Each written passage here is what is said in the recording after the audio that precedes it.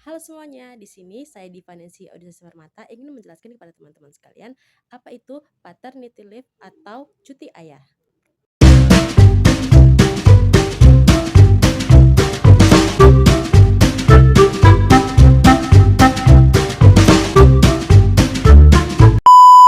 Nah, seperti yang kita tahu bahwa keluarga itu merupakan organisasi terkecil dalam suatu masyarakat. Keluarga itu bisa menjadi sumber daya untuk pengembangan sumber daya manusia. Nah, dalam definisi tradisionalnya, yang menjadi pendidik utama itu adalah ibu, sedangkan ayah itu adalah sebagai seorang pemimpin. Nah, ayah itu fokusnya untuk mencari nafkah atau sebagai penanggung jawab ekonomi keluarga. Tetapi dalam definisi keluarga, sebenarnya peran ayah itu bukan hanya sebagai pemimpin, tetapi juga sebagai pendidik dan pembina di dalam keluarga, yaitu mendidik dan membina istri dan juga keluarganya. Apabila dicermati, sebenarnya peran ayah itu sama saja dengan peran ibu, di mana peran ayah itu juga membantu dan juga mengasuh anak, di mana peran ayah nantinya akan membina dan mendidik anak untuk mengasah kognitif, sosio-emosional, dan juga motoriknya. Nah, mungkin teman-teman sekalian sudah pernah mendengar tentang cuti melahirkan. Nah, tapi kalau kalian mendengar tentang cuti ayah untuk menemani istri melahirkan itu pernah nggak kayak terlintas di kepala kalian? Nah, padahal sebenarnya itu adalah hal yang penting juga, tidak kalah penting dari cuti melahirkan. Nah, di sini saya akan sedikit membahas tentang cuti ayah atau paternity leave. Paternity leave ini merupakan cuti melahirkan atau bagian dari parental leave, di mana seorang ayah itu atau seorang pekerja laki-laki itu diliburkan untuk mengasuh anak. Paternity leave ini diberikan kepada laki-laki agar pekerja laki-laki itu nantinya dapat berkonsentrasi dalam mengurus keluarga di dalam jangka waktu tertentu. Nah, kenapa sih paternity leave atau cuti ayah ini sangat perlu bagi seorang suami atau seorang calon ayah? Padahal Kan yang melahirkan kan ibunya gitu. Kenapa ayah itu juga harus ikut? Karena bisa dibilang kalau ayah juga ikut atau seorang suami itu ikut cuti, pasti nantinya akan mengganggu kinerja dalam suatu pekerjaan dia kan. Nah, tapi itu ada penjelasannya. Nah, cuti pada periode melahirkan ini bisa dibilang tidak hanya penting bagi seorang ibu saja, tetapi melainkan juga bagi seorang ayah atau calon ayah, di mana paternity leave itu bertujuan untuk memberikan kesempatan pada suami yang akan membantu istrinya sebelum dan sesudah melahirkan. Nah, kenapa hal ini sangat penting? Nah, karena dalam hal ini nantinya akan memulihkan keadaan fisik maupun psikisnya seorang ibu yang nantinya akan melahirkan sebelum dan sesudah melahirkan. Nah, nanti seorang ayah atau calon ayah itu akan membantu istrinya di dalam periode itu. Nah, di samping itu, paternity leave itu juga memberikan manfaat, yaitu supaya anak yang baru lahir memiliki kedekatan dan yang erat kepada orang tuanya, terutama ayahnya.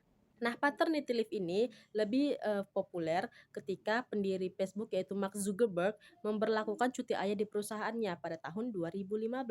Nah, ketika menyambut kelahiran anak pertamanya, Zuckerberg ini mengambil cuti selama 2 bulan penuh. Selama periode itu, mereka itu tetap dibayar penuh dan kebijakan ini sudah dimulai sejak awal 2016. Nah, menurut hasil riset yang dirilis oleh ILO, laki-laki yang bertanggung jawab itu dinilai dari kedekatannya kepada keluarga, apalagi anak-anak, yang dimana mereka yang mengambil cuti 2 minggu atau lebih sesaat setelah melahirkan akan menjadikan anak dan seorang ayah itu menjadi lebih dekat dan lebih intens kepada anak-anaknya. Di sisi lain, cuti ayah ini berdampak sangat positif bagi persamaan gender di rumah, yang dimana dengan melibatkan diri dalam pengasuhan anak disertai dengan adanya kebebasan dari tuntutan kerja, memberikan ruang bagi ayah untuk mengembangkan kemampuan parentingnya dan menjadikan mereka lebih aktif dalam aktivitas parenting.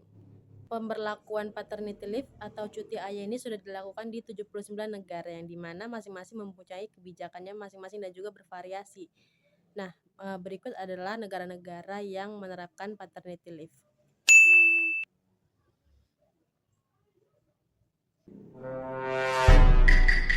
A few moments later. Dari data yang sudah dicantumkan tadi, diketahui banyak sekali variasi-variasi dari tiap negara tentang paternity leave atau cuti ayah mereka. Nah, perbedaannya di situ mengerucuti dua hal, yaitu durasi cuti dan juga terkait pembayaran upah selama cuti. Negara yang menerapkan jatah cuti terpendek yaitu 1 hari, yaitu di negara di Tunisia, dan sedangkan cuti terpanjang itu dimulai dari 50 hari sampai 90 hari, yaitu di negara Islandia, Slovenia, dan juga Finlandia. di Indonesia ini juga salah satu negara yang memberikan hak paternity bagi pekerja laki-lakinya. Nah, walaupun bisa dibilang masih banyak pihak-pihak yang belum puas dengan kebijakan yang diberikan.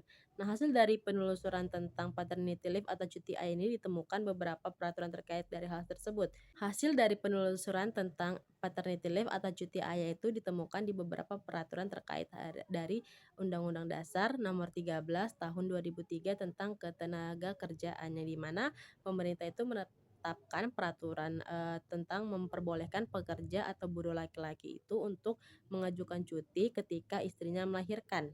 Nah, cuti ini masuk kepada cuti dengan alasan penting yang dimana ditulis dalam pasal 93 ayat 2. Nah, dalam pasal itu disebutkan bahwa cuti karena istri melahirkan atau keguguran kandungan itu diberikan selama 2 hari dengan disertai pembayaran upah secara penuh. Nah, salah satu dari daerah di Indonesia yang mempunyai peraturan sendiri terkait paternity leave atau cuti ayah itu adalah di Nanggore, Aceh Darussalam. Yang dimana peraturan di Gubernur Acehnya itu nomor 49 tahun 2016 ada pasal yang menjelaskan tentang peraturan tentang paternity leave itu. Yang dimana tentang cuti hamil dan melahirkan tercantum aturan jelas tentang cuti yang dapat diajukan oleh pekerja laki-laki.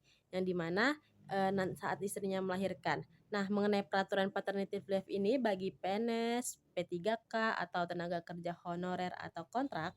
Nah, sedangkan mengatur dalam paternity bagi pekerja atau buruh dalam suatu perusahaan sesuai dengan pasal dari 28 Pergub Aceh nomor 49 tahun 2016. Isu paternity leave ini juga pernah menjadi topik pemilihan kepala daerah. Nah, salah satunya itu digelarkan oleh Anies Baswedan, yang dimana calon kepala daerah DKI Jakarta pas dia tahun periode 2017 sampai 2022. Nah, di dalam suatu program kampanye itu dia mengajukan cuti ayah, di mana selama 1 pekan sebelum dari 3 pekan setelah melahirkan.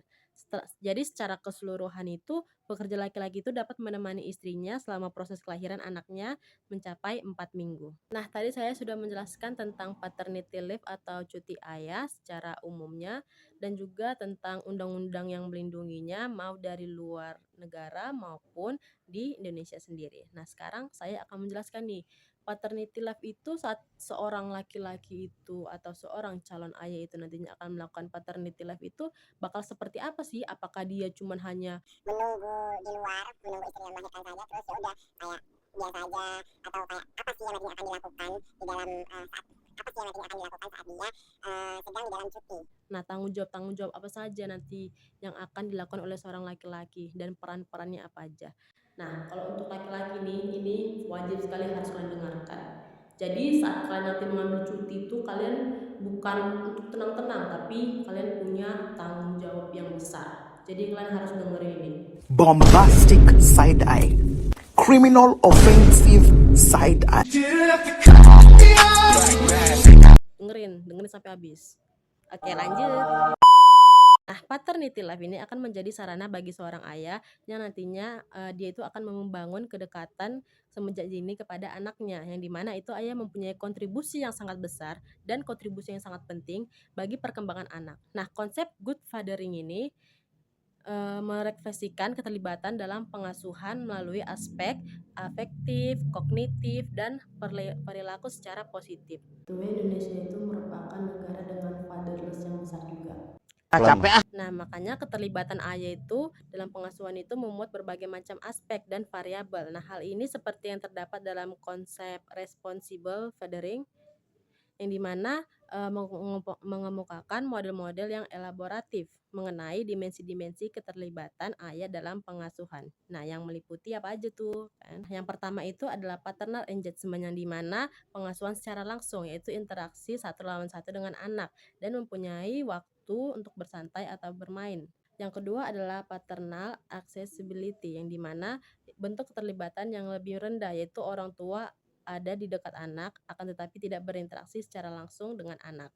Kemudian yang ketiga adalah paternal responsibility, yaitu bentuk keterlibatan yang mencakup tanggung jawab dalam hal perencanaan, pengambilan keputusan, dan juga pengaturan. Nah, salah satu model dari keterlibatan ayah dalam pengasuhan itu dikenal dengan konsep generatif fathering, yang dimana dia kemukakan beberapa kategori keterlibatan ayah dalam konsep generatif fathering, yaitu yang pertama adalah komunikasi, yaitu mendengarkan atau berbicara atau berbincang dan menunjukkan rasa cinta kepada anaknya. Yang kedua adalah teaching, yaitu memberi contoh peran, melakukan aktivitas dan minat yang menarik. Yang ketiga adalah monitoring, yang dimana melakukan pengawasan terhadap teman pekerjaan dan rumah. Yang keempat adalah kognitif proses, yang dimana khawatir, merencanakan, dan berdoa. Lalu yang kelima adalah errands, yaitu mengurus. Lalu yang keenam adalah caregiving, yaitu memberi makan dan memandikan. Yang ketujuh adalah shared interest, yaitu membaca bersama. Yang kedelapan adalah availability, yaitu keberadaan. Yang kesembilan adalah planning atau merencanakan berbagai aktivitas. Lalu yang kesepuluh adalah share activity, yaitu melakukan kegiatan bersama, misalnya bermain bersama. Lalu yang ke-11 adalah preparing, yaitu menyiapkan makanan atau pakaian. Yang ke-12 adalah affection, yaitu memberikan kasih sayang dan juga sentuhan emosi. Lalu yang ke-13 adalah protection, yaitu menjaga dan melindungi. Lalu yang terakhir itu adalah emotional support, yaitu membesarkan hati anak. Bagi bayi, hal mendasar yang perlu diperhatikan oleh ayah ketika melibatkan diri dalam pengasuhan adalah terkait bonding attachment, yang dimana menurut Nelson, bonding attachment itu adalah dimulai dari interaksi emosional, sensorik, fisik antara orang tua dan bayi segera setelah lahir. Sedangkan attachment adalah suatu ikatan emosi yang kuat antara anak dan juga pengasuhnya. Nah, pengasuhnya itu adalah ayah dan juga ibu. Nah, jadi bonding attachment itu adalah suatu proses yang dimana peningkatan hubungan kasih sayang dan keterikatan batin antara orang tua dan juga bayinya. Nah, terdapat beberapa tahapan dari bonding attachment yang dapat dilakukan oleh orang tua, apalagi ayah. Yang pertama itu adalah sentuhan. Nah, sentuhan atau indera peraba ini dipakai secara ekstensif, yang dimana orang tua eh, yaitu ayah nantinya itu akan menjadi sebagai sarana untuk mengenali bayi baru lahir dengan cara mengeksplorasi tubuh bayi dari ujung jarinya dengan ujung jarinya. Kemudian yang kedua itu adalah kontak mata, yang dimana ketika bayi baru lahir mampu secara fungsional mempertahankan kontak mata, yang dimana orang tua dan bayi akan menggunakan lebih banyak waktu untuk saling memandang. Kemudian yang ketiga adalah suara, yang dimana saling mendengar dan merespon suara antara orang tua dan bayinya itu merupakan hal yang penting, yang dimana orang tua atau ayah itu menunggu tangisan pertama bayinya dengan tegang. Yang keempat itu adalah aroma, yang dimana perilaku lain yang terjalin antara seorang ayah dan juga bayi adalah respon terhadap aroma atau bau masing-masing. Lalu yang kelima adalah entrainment, di mana bayi mengembangkan irama akibat kebiasaan. Nah, bayi baru lahir itu bergerak-gerak sesuai dengan struktur pembicara orang dewasa, di mana mereka itu menggoyangkan tangan, mengangkat kepala, terus menendang-nendang, dan irama ini berfungsi memberikan umpan balik positif kepada orang tua dan menegakkan suatu pola komunikasi yang efektif. Lalu yang terakhir itu adalah bioritma, yang dimana salah satu tugas bayi baru lahir adalah membentuk ritme personal, yaitu bioritma. Jadi bisa dibilang bahwa paternity leave ini atau cuti ayah ini merupakan cuti yang sangat penting yang harus diberikan kepada pekerja laki-laki untuk mendapatkan akses penuh dalam merawat anak dan juga menjaga anak sebelum melahirkan dan pasca melahirkan. Nah, cuti ayah ini memberikan dampak yang sangat positif bagi keluarga, terutama bagi kesuksesan tumbuh kembang anak. Nah, jadi dengan seiring perkembangannya waktu, cuti ayah ini bisa dijadikan sebagai patokan dalam pengembangan sumber daya manusia, apalagi dalam parenting di keluarga. Baik, sekian dari presentasi atau pembahasan saya tentang paternity leave atau cuti ayah. Terima kasih bagi yang sudah mendengarkan.